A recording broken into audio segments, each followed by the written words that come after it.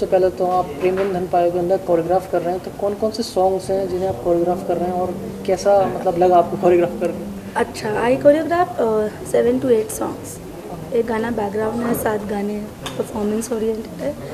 उस इतने गाने मैंने किए। इनिशियली मुझे सिर्फ 2 गाने मिले थे इस फिल्म के। एक था टाइटल सॉन्ग और दूसरा था जलते दिए, रोमांटिक सॉन्ग। बट गाना जैसे जैसे प्रोसेस होता गया शूट का, उसके बाद मुझे पता चलता गया कि नेक्स्ट गाना भी मैं कर रही हूँ, नेक्स्ट ऐसे करके माशाल्लाह I choreograph 7 to 8 songs in the film and it's been a wonderful experience. बहुत ज़्यादा, इससे ज़्यादा अच्छा एक्सपीरियंस शायद ज़िंदगी में कभी मुझे मिल नहीं सकता है। Because working under Sooraj Barjatya, such a great soul he is. अच्छा डायरेक्टर होने से पहले वो अच्छे इंसान है, इतने अच्छे इंसान है कि उनके साथ काम करने के बाद मैं पॉजिटिव हो गई, मैं अच्छी इंसान हो गई। मैंने अपनी ज़िंदगी की बहुत सारी चीज़ें बदल दी। मतलब एक लाइफ चेंजिंग एक्सपीरियंस रहा सूरज सर के साथ काम करना मेरे लिए। सोनम कपूर की बात करें, आई थिंक इस टाइम फर्स्ट टाइम आपने उनको स्टेप्स कराए होंगे, कोरियोग्राफ किया, तो क्या कोई मुश्किल आई या फिर उनके अंडरस्टैंडिंग में, समझने में? एक्चुअली होता क्या है कि जब एज ए कोरियोग्राफर आप किसी एक्ट्रेस या एक्टर को मूवमेंट्स दे रहे हो, तो it's very important for us to understand उनका बॉडी लैंग्वेज क्या है, कैसा है। तो जब सोनम की बात आई, सलमान सर के साथ तो मैंने पहले काम किया था काफ़ी, लेकिन जब सोनम को कोरियोग्राफ करने की बात आई तो मैंने कभी सोनम के साथ काम नहीं किया था। एज एन असिस्टेंट भी नहीं किया था, independent choreographer as a choreographer नहीं किया था। तो जब सोनम को आया कि मैथिली जो कैरेक्टर है, जब सूरज सर ने मुझे ब्रीफ दिया था, Maithili character is very graceful, she is full of life. वो अपनी सभ्यता को समझती है, अपनी मर्यादा को समझती है, बहुत सारी पॉजिटिव चीज़ें। तो फिर मैंने सोनम पर एक छोटी सी रिसर्च की। I started watching Sonam's films and her personal appearances, उसके इंटरव्यू पढ़े। तो मुझे एक बात समझ में आई कि सोनम पर्सनली बहुत ग्रेसफुल है। Sonam is extremely graceful person. वो बिल्कुल ऐसी नहीं है कि यूँ ही कोई काम करते, वो बैठती भी बड़ी नज़ाकत से है। पर्सनली वो बात करेगी, बहुत इंटरेक्ट भी करती है तो बहुत ग्रेसफुल मैनर में करती है। तो मैंने सोचा कि क्यों ना सोनम की इस पर्सनल क्वालिटी को मैं अपनी स्टेप्स में डाल के एक ऐसी स्टेप्स बनाऊँ जो लार्जर देन लाइफ बन जाए, यू नो।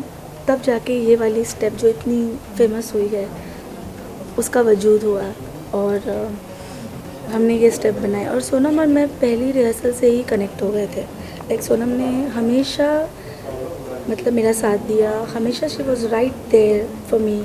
जब भी रिहर्सल करना होता था सोनम खड़ी होती थी। तो it's very important for a choreographer कि उसके एक्टर का उस पर बिलीव हो।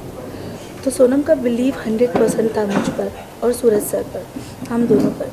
और सूरज सर हमेशा होते थे हमारे साथ। मोमेंट्स कोरियोग्राफ करो, सूरज सर को दिखाओ, सारे प्रोसेस में सूरज सर हमारे साथ होते थे to make sure that we don't go wrong. तो वहाँ पर आपका आधा काम हो जाता है। आधा काम आपका वहाँ होता है जहाँ पे एक्टर आप में बिलीव कर रहा होता है। तो जब एक्टर बिलीव करता है तो हम कॉन्फिडेंस बढ़ जाता है, देन यू डू योर 100%। और फॉर मी ऑल्सो ये बहुत बड़ी फिल्म थी, बहुत बड़ा ब्रेक था, मेरे करियर के लिए भी बहुत ज़रूरी था। तो जितनी मेहनत मैं कर सकती थी मैंने किया और रिज़ल्ट सबके सामने है। और 1.5 साल मैंने सिर्फ ये फिल्म की, 1.5 साल तक कोई और फिल्म नहीं साइन की। इसी फिल्म को किया है और इसी फिल्म को जिया है और रिजल्ट सबके सामने है। जी, टॉकिंग अबाउट द फिल्म और सलमान खान की अगर बात करें तो आपके सलमान खान के साथ एक बहुत पुराना रिश्ता है आपका। जय हो में भी आपने उनके साथ काम किया था, फिर इस फिल्म में। तो सलमान को इस फिल्म में क्या अलग लोगों को देखना मिलेगा with the brand Salman Khan? Salman is playing Prem. Prem is already a brand. मैंने प्यार किया, हम आपके हैं कौन, हम साथ साथ हैं। सूरज सर ने ये ब्रांड बनाया है सलमान खान का जो प्रेम है। प्रेम को बाकी एक्टर्स ने भी प्ले करने की कोशिश की, वो नहीं कर पाए क्योंकि सलमान सर और सूरज सर, इन दोनों की केमिस्ट्री, इन दोनों का प्यार और इन दोनों का एक दूसरे पर भरोसा जो है वो अटूट है। और हर बार का प्रेम जो था वो एक अलग कैरेक्टर था। उसमें एक चीज़ कॉमन थी कि वो प्रेम था और वो सूरज सर का प्रेम था। लेकिन ये प्रेम जो है ये बहुत चुलबुला है, बहुत मस्ती करता है। इसके हाव भाव, मतलब हर चीज़ में ये प्रेम जो है अपनी हर मर्यादा को रखते हुए ये प्रेम बहुत मस्ती करता है। तो when I saw first trial मैंने बोला I am in love with Prem. All the girls, everybody will be in love with Prem after watching this. तो जब सूरज जी प्रेम बनाते हैं, लिखते हैं, तो सलमान सर ही एक ऐसे इंसान हैं जो उसको निभाते हैं। तो इन दोनों का जो चोली दामन का साथ है वो इस फिल्म में बहुत ज़्यादा अच्छे तरीके से देखने मिलेगा. People will love each and every thing about this film. सभी ना ये जानना चाहेंगे कि जैसे आपने प्रेम की बात की या सूरज बड़जात्या है उनकी फिल्मों की बात की, तो वो जो स्टेप्स हम आपके हैं कौन में, तो जो सलमान ने किए थे या फिर मैंने प्यार किया में किए थे, वो थोड़े बहुत नज़र आएंगे क्या इस फिल्म में? एक्चुअली नहीं, क्योंकि वो फिल्म उस दौर की थी, उस वक्त का एक डांस फॉर्म था, उस तरीक़ा का वो था, वो सब हो गया है अब. लेकिन अब क्या हुआ है, over the period of so many years Salman sir ने एक अपनी इमेज बनाई है. उन्होंने एक अपना डांस फॉर्म ईजाद किया है, जैसे हम कहते हैं सलमान खान का dance style. You know that is a style which is full of fun, love, easy movements, doing it with lots of ease and enjoying your movement. तो वो एक अपना उनका एक स्टाइल बन गया है. अब वो स्टाइल जो है वो आज बन गया है. वो मैंने प्यार किया में नहीं था, लेकिन वो बनते बनते बन गया. तो today he is got his own style, और वो इतनी इजी और इतनी प्यार से और इतनी आसानी से उसको करते हैं कि सामने बैठ के देखने वाला भी उसमें खो जाता है, वो खुद भी करने लगता है. तो that's called Salman Khan dance style. कहने का मतलब आज की ऑडियंस जो उनको पसंद करती है, जिस हिसाब से उनके स्टाइल्स को पसंद हो, उसी को आपने भी पकड़ के एग्जैक्टली, बिकॉज मैं जो भी स्टेप कोरियोग्राफ करूँगी, मुझे पता है कि सलमान सर उसमें अपना मज़ा, उसमें अपनी मिर्ची, उसमें अपना स्टाइल डाल के उसको इन्हांस कर देंगे. तो my work was to understand Prem's character, कि प्रेम कर रहा है, प्रेम का ये कैरेक्टर है, स्क्रिप्ट पढ़ी है, उसके बाद में what Sooraj sir is wanting, like he wants from me, then उसके बाद सलमान सर के लिए कर रहे हैं, तो एक स्टेप नहीं करो, कीप 2-3 ऑप्शंस रेडी. एंड मुझे पता है कि ये पहला नहीं दूसरा स्टेप भी अगर लेंगे तो ये जान डाल के इसमें कुछ और बन जाएगा. तो that's indirectly also good for me. तो डिफिकल्ट रहा आपके लिए? बिल्कुल डिफिकल्ट नहीं रहा, क्योंकि यस बड़ा नाम है तो Salman Khan has his own aura, you know he is a star. तो वो जो एक दिल में धक धक रहती थी जब तक वो सेट पे नहीं आते थे, तो मैं शॉट लगा के बैठे होते थे और मैं सूरज सर के इर्द गिर्द घूम रही होती थी बेचैन होकर कि सर ठीक लगेगा ना सलमान, ही सब अच्छा लगेगा, डोंट वरी. मैं 1 स्टेप 2 स्टेप 3 4 स्टेप्स को रेडी करते, मेरे हाथ काँप रहे होते थे, पैर के नीचे से ज़मीन निकल रही होती थी, butterflies in my stomach, as if मेरे फाइनल एग्जाम्स होने वाले हैं. लेकिन बिलीव मी और नॉट, जैसे ही वो अपनी स्कूटी पे सेट पे आते थे, अच्छा क्या करना है बताओ, तो ये will come with like lots of ease, अपना ऐसे आराम से आएंगे जैसे कि कुछ पता नहीं है. अच्छा क्या करना है, यूँ देखा, हमने स्टेप करके दिखाया डरते डरते. बट पहली बार जब आप उनको स्टेप करके दिखाओ ना, वो खुद ही अपने अंदर, हमारे अंदर कॉन्फिडेंस भर देते थे. ऐसा उनका बॉडी लैंग्वेज है, ऐसा उनका स्टाइल है कि वो खुद ही हमें कंफर्टेबल कर देते हैं. अच्छा इसके बाद क्या सर, ये देखिए दूसरा स्टेप, इसके बाद क्या तीसरा, अच्छा तेरा सेकंड वाला सुपर है, चल वही करेंगे. फिर वो बैठ के मोजे जूते पहनेंगे तैयारी में, और हाँ एक बार और कर ना, he is getting ready and is watching us do. दूसरी बार बस 1 से 2 रिहर्सल टेक. तो उनका जो फोकस है काम पर, वो इतना गहरा है कि हम समझ ही नहीं सकते. उनके साथ काम करने का हर एक पल मैंने इतना सीखा है कि इंसान को सीरियस दिखाना ज़रूरी नहीं है कि हम बहुत सीरियस है काम को लेके, होमवर्क कर रहे हैं, एंजॉय करें. With ease also you can just be so focused. तो he is become that legendary actor who is in so much ease, peace and focused on work. 2 retake से ज़्यादा मैंने कभी देखे नहीं. तीसरा रिटेक को तो मैं कुछ सोचती मुझसे तो कोई गलती नहीं हो गई है, कैमरा तो ठीक है sir, you know that is the kind of thing it is. And again we got a brilliant cameraman who is Manikandan. I just want to talk about him little bit. कि हमारे काम को 4 चांद जो लगाते थे वो थे Manikandan sir. Mani sir is extremely talented cameraman we have in the industry. हर एक फ्रेम को वो जादू कर देते, ऐसा लगता था. मैं उनको बोलती थी मैजिशियन कैमरामैन. मैं बोलती थी मैं कोई भी शॉट दिखाऊंगी तो सर इसमें जादू डाल देंगे. तो आप जो देख रहे हो स्क्रीन पे जो कलर्स निखर के आए हैं, जो लार्जर देन लाइफ सेट की जो दिखाई दे रहे हैं हर कुछ, उसमें बहुत बड़ा हाथ एक कैमरामैन का होता है. तो मेरे लिए ये सोने पे सुहागा था कि एक बड़ा प्रोडक्शन, बड़ा डायरेक्टर, बड़ी स्टारकास्ट और एक बड़ा कैमरामैन.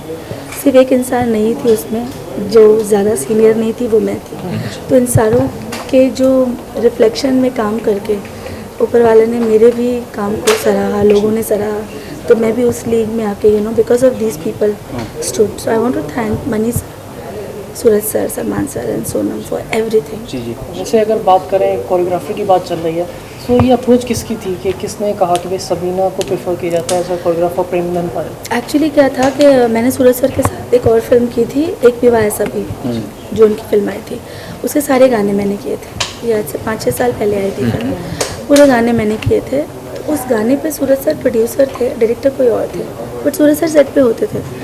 तो वो देखते थे मुझे कि किस तरह से मैं स्क्रिप्ट में घुसकर, कैरेक्टर में घुसकर कैसे परफॉर्म कर करके दिखाती, because I myself as a performer, my background is acting, तो मैं खुद परफॉर्म करती हूँ वो गानों को। तो सूरज सर को वो चीज़ बहुत अच्छी लगी कि वो अंदर घुस के एक डायरेक्टर की तरह समझ के बातों को शूट करना। तभी उन्होंने मुझे कहा था कि जब भी मैं फिल्म डायरेक्ट करूँगा I will definitely call you. So 5.5 साल के बाद जब उन्होंने मुझे बुलाया तो he call me for 2 songs and I was more than happy. 2 गाने चलेगा सर, बट ये 2 गाने मैं ज़िंदगी के सबसे बड़े 2 गाने करूँगी। I was very happy, like just there for everything. Rehearsal करके, मेहनत करके, पहला गाना था जलते दिए और सेकंड सॉन्ग था ये वाला जो आजकल बहुत चल रहा है, प्रेम रत्न धन पायो। फिर उसके बाद मुझे पता ही नहीं चला, सूरज सर और सलमान सर ने गाने देखे and then they decided, and एक के बाद एक they kept on giving me song. मुझे पता ही नहीं था, जब मुझे गाने दूसरा मिलता था मैं उस पर काम करने लग जाती थी। तो मुझे ये भी सोचने का मौका नहीं मिला कि मैं डरूं या घबराऊं, मैं तो सिर्फ काम करती चली गई और इसी तरह से 7 से 8 गाने शूट कर लिए इस फिल्म के। It's an over 12 year journey और माशाल्लाह से आप काफ़ी लॉन्ग जर्नी आपने करी है। आपने प्रभु देव सर के अंडर में काम किया हुआ है, उनको असिस्ट किया हुआ, सरोज मैम किया, and now you are an independent choreographer. So अपने आप को कहाँ, कैसे शुरुआत से और अब तक कैसे देखते हैं? एक्चुअली जब मैंने काम शुरू किया मैं सिर्फ 13 साल की थी। 13 इयर्स बहुत छोटा होता है, मतलब बच्चा होता है। मुझे अंदाज़ा नहीं था, समझ नहीं थी, बच्ची होती थी मैं, बट मैं आर्टिस्ट को सिखा रही थी। उस वक्त से मैंने पढ़ाई भी की, असिस्टेंट भी किया। तो कहते हैं ना कि कच्ची उम्र में इंसान के दिमाग में जो चीज़ डाली जाए वो उम्र भर के लिए रह जाती है।